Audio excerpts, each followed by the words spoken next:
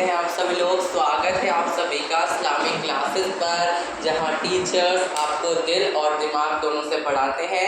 तो इसी अच्छी बात के साथ स्टार्ट करते हैं आज की क्लास। आज हम देखो, वैसे ना आई एम नॉट वेल, मेरा वीडियो बनाने का भी बिल्कुल मन नहीं हो रहा था, बट फिर मुझे रियलाइज हुआ कि आपके इंग्लिश का सिलेबस, क्योंकि इंग्लिश का आपको चैप्टर्स तो खुद करने हैं लेकिन पोएम्स आपको हमारे चैनल पर मिल जाएंगे, इसलिए फिर मुझे लगा कि आपका सिलेबस काफी पीछे हो रहा है। फिर काफी बच्चों ने बताया भी कि उनका फर्स्ट चैप्टर हो गया, और फर्स्ट चैप्टर के बाद ऑफ कोर्स दो पोएम दी गई है, dust of snow and fire and ice, Robert Frost ने लिखी है।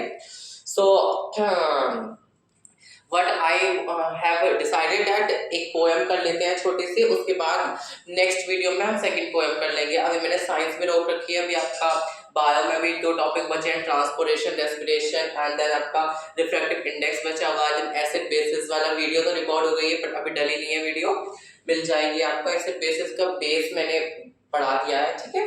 तो आज हम इंग्लिश की पोएम करेंगे। मैंने इसी वजह से चेंज नहीं कराया क्योंकि I was not well actually, because कल ईद थी, so I was so tired and don't want to even stand, but I have to teach you because of your syllabus, because मैंने अभी तक इंग्लिश में हम लोगों को कुछ भी नहीं पढ़ाया। So it's our English first class of poem, okay, and our first poem is Dust of Snow। देखो, इंग्लिश की पोम्स के लिए सबसे पहले आपको पोएम पढ़नी है, खुद से रीडिंग लेनी है। अगर कोई पोएम आपको राइमिंग की तरह पढ़नी है तो राइमिंग से कैजुअल पढ़नी है तो कैजुअल, बट पोएम की पहले खुद से आपको रीडिंग लेनी है, ठीक है। उसके बाद व्हेनेवर आई टेल यू कि यहाँ कोई पोएटिक डिवाइस है, यहाँ इसकी ये मीनिंग है, तो आपको हाथों हाथ वही लिख लेना है। और उससे जैसे ही आई एक्सप्लेन यू, मैंने अभी एक्सप्लेन करा, आपने ये वीडियो देखी, उसी time revise the lecture, revise your poem twice and make short notes. Short notes कैसे, यही बड़े बड़े पैराग्राफ लिखने हैं। Make a star and right इस पोएम के कुछ कीवर्ड्स जिसे आप अपने आंसर्स में यूज करेंगे, ठीक है। ये बहुत अच्छी पोएम है, ये सबसे इजी पोएम है आपके पूरे बुक की। एक फायर एंड आइस इजी है, देन आपकी dust of snow, then for Anne Gregory easy है, देन एक है the tale of the custard dragon. बहुत लंबी पोएम है बट बहुत इजी है, बहुत easy. It is of 2 pages but बहुत इजी लैंग्वेज में लिखी हुई है। Okay, let me switch on the fan, wait I am coming. So बहुत इजी लैंग्वेज में लिखी हुई है वो पोएम, अच्छी है, तो उसे भी हम कवर करेंगे, बट सीक्वेंस वाइज चलेंगे। जो हमारे एनसीईआरटी में सबसे पहले है वो हम सबसे पहले लिखेंगे, ठीक है। What had happened here? Okay, I am visible now clearly. Something, wait, no, I don't want it.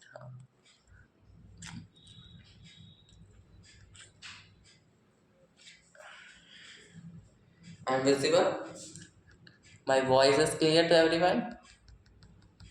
Okay, let us start the poem. Before starting the poem, let us talk about our poet, that is Robert Frost. Robert Frost एक poet हैं जिन्होंने बहुत अच्छी और बहुत you can say imaginary poem लिखी। ये poem भी आप पढ़ोगे तो आपको ये दिमाग में एक इमेजिनेशन बन जाएगी, एक पूरी सीनरी, एक पूरा व्यू आ जाएगा। और ये जो पोएट थे, he was what we can say, he loved nature. इनके जितने भी पोएम है आपको सब में नेचर के बारे में कुछ ना कुछ मिलेगा। ये वाली पोएम डस्ट ऑफ स्नो, उसके बाद फायर एंड आइस, दोनों में आपको नेचर के बारे में कुछ ना कुछ मिलेगा। So I'll read for you once the poem, then I'll start the explanation, okay? The way a crow shook down on me, the dust of snow from a hemlock tree has given my heart a change of mood and saved some part of the day that I had rued. Okay. So ये यहाँ क्या है, देखो, आप कभी भी एक कौवा और एक क्रो के बारे में सोचो, और हेमलॉक ट्री क्या होती है? नशीला पेड़ होता है जिसपे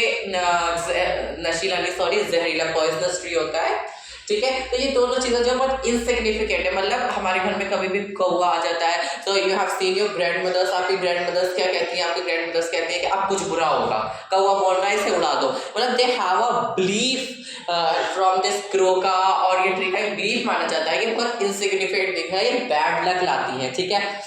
बट हमारे पोएट रॉबर्ट फ्रॉस्ट का जो माइंड है, उन्होंने इतना अच्छा करके इस क्रो और हेमलॉक ट्री को इस पोएम में प्रेजेंट करना है कि ऐसे वो क्या, ये क्रो और हेमलॉक ट्री ये हमारे इस पोएम में पॉजिटिव वाइब्स लाते हैं। वैसे ये नेगेटिविटी के लिए जाने जाते हैं, बट हमारी इस पोएम में ये पॉजिटिविटी लाते हैं। और यही इस पोएम की खासियत है कि नेगेटिव चीज़ों को मीनिंग भी यही है पॉजिटिव वे में लेना चाहिए, क्योंकि हर चीज़, कोई चीज़ डिसाइड नहीं है कि वो नेगेटिव हो पॉजिटिव हो। कभी भी कोई चीज़ नेगेटिव हो सकती है, कभी भी कोई चीज़ पॉजिटिव हो सकती है। फॉर एग्जाम्पल, आपके पेरेंट्स जब आप कुछ अच्छा करेंगे, he will be positive to you, he will calm, he will love you, care you, he will cuddles you. But when you do something bad, he will angry you, he will scold you, and might he will beat you. So it's not permanent. It's what is negative and what is positive. So now I am going to explain you the meaning. The way a crow shook down on me the dust of snow from a hemlock tree. सबसे पहले dust of snow क्या होता है? जब snow होती है ना, snow, ठीक है, snow गिर गई, यहाँ तो नहीं गिरती। I can not show you, मेरा ये भी भरा हुआ है, ठीक है, इधर I cannot make also. So leave it.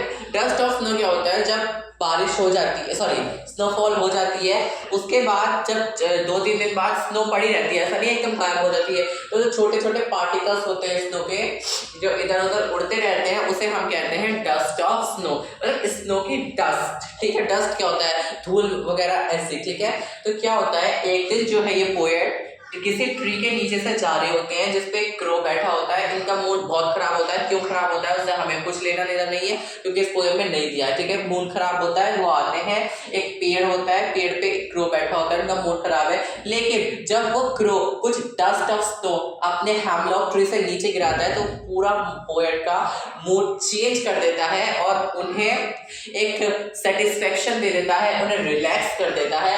And what to say कि उनका जो आधा बचा हुआ दिन है वो खराब होने से बच जाता है। So the way a crow shook down on me the dust of snow from a hemlock tree, hemlock tree से crow ने मेरे ऊपर क्या गिराई? dust of snow गिरा दी।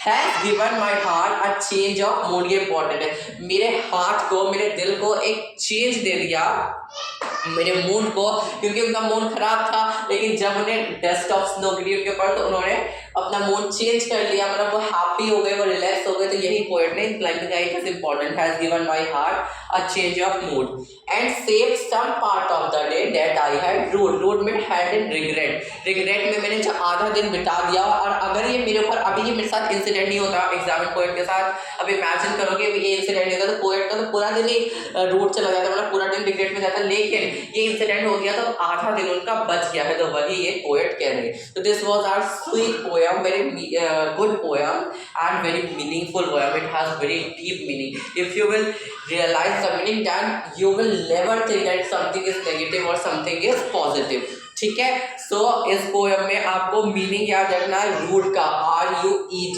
लास्ट वर्ड है, जिसका मतलब होता है हेल्ड इन रिग्रेट, ठीक है। उसके बाद let me say dust of snow, I have clear, you can write small flakes of snow, the way a crow shook down on me the dust from the heaven has given my heart a change of mood, save some part of the day I had root, ठीक है। इसमें आप poetic device पूछे तो आप repetition भी लिख सकते हैं, रेपिटेशन भी है, ठीक है, नॉट सॉरी रेपिटेशन नहीं। इसमें क्या है, इसमें आपका इमेजिनेशन है, क्योंकि इमेज बन रही है हमारे दिमाग में। तो सिवा सिंबॉलिज्म है, क्योंकि यहाँ क्रो को पॉजिटिव सिंबल लिख रहा है, हेमलॉक ट्री को पॉजिटिव सिंबल लिख रहा है, ठीक है। तो सिंबॉलिज्म है, इमेजिनरी है, the dust of snow from a hemlock tree, ठीक है। ओके चिल्ड्रन, सो बाय बाय। आप इसके शॉर्ट टिप्स नोट्स को बनाइए। कि आपको नोट्स कैसे बनाए, ऑन योर टिप्स नोट बनाने हैं आपको, माइंड मैप्स बनाने हैं इंग्लिश के, इससे आपकी इंग्लिश बहुत अच्छी हो जाएगी। So thank you. तो इंग्लिश और language, English can not be मक अप, लट्टू तोता मत बनना इंग्लिश के लिए, ओके। तो थैंक यू। अब मैं दिखा दूँ उस समय का सीन, क्योंकि अब तो पोएम हो गया clear it. So I will show you the scene, उस समय क्या हो रहा था। देखो फॉर एग्जाम्पल, ये आपको दिख रहा है, ये हमारे पोएट है, ठीक है। मेरी ड्राइंग अच्छी नहीं है, ड्राइंग पे मत जाना, मैं सुधार लूंगा यार, ठीक है। ये हमारे पोएट है, ये कहीं से आ रहे हैं, ठीक है। ये ट्री है, ये इस पे कुछ डस्ट और पार्टिकल्स है, और ये क्रो बैठा है, ठीक है। अभी क्या है, इस पिक्चर को समझते हैं ध्यान से। आपको दिख रही है, पता नहीं दिख रही। ये देखो, ये हमारे पोएट जी है, ये ट्री है, और ये CRWO क्रो बैठा है। अभी ये उदास है, इनका मुंह आप देख सकते हैं, ये अभी उदास है।